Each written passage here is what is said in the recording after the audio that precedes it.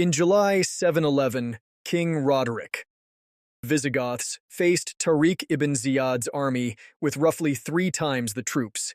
He had the home terrain, a cavalry force, and a full week of skirmishes to study his enemy.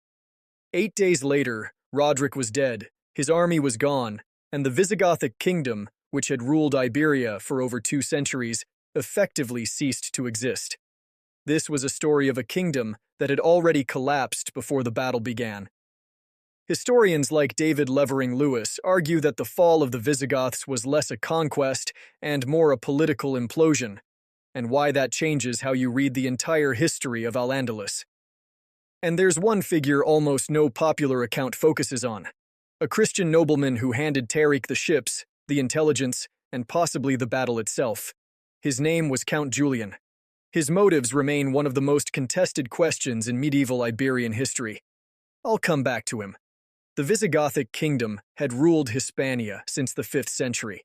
By 710, it was at war with itself.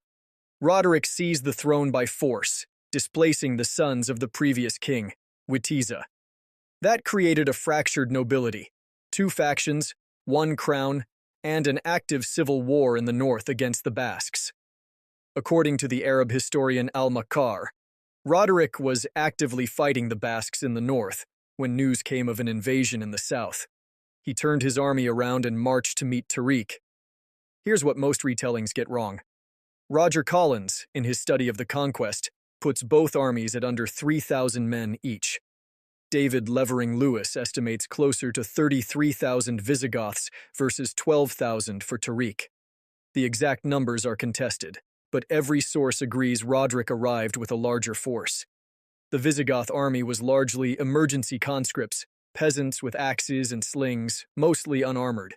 Tariq's force, smaller, was better equipped and had already been campaigning on Iberian soil. So why did the larger army lose? Because size means nothing when your flanks are commanded by men who want you dead. This is the part most accounts skim past. During the battle, the sons of Witiza, commanding the left and right wings of Roderic's own army, defected mid-fight. They pulled their men off the field. The Visigoth line collapsed from the inside, which brings us back to Count Julian. Julian was a Visigoth nobleman, possibly the Lord of Ceuta, who had opened negotiations with the Umayyads before the invasion. According to Ibn Abd al-Hakam, writing around 860, it was Julian who provided Tariq with the ships to cross the Strait of Gibraltar. Without Julian, Tariq doesn't land. Without Julian's intelligence network, Tariq doesn't know which nobles to approach or which wings of Roderic's army were already disloyal. Was Julian avenging a personal wrong? Protecting political interests? Backing what he calculated would win?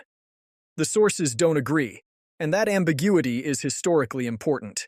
It means the Muslim conquest of Iberia began, at least in part, as a Visigothic civil conflict that invited outside forces to decide it.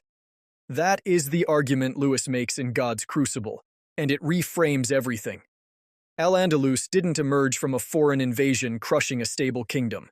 It emerged from a political vacuum that a well-organized, mobile military force moved in at exactly the right moment. The Battle of Guadalete took 8 days to end 3 centuries of Visigothic rule, not because Tariq was unstoppable, but because Roderic's kingdom handed him the keys.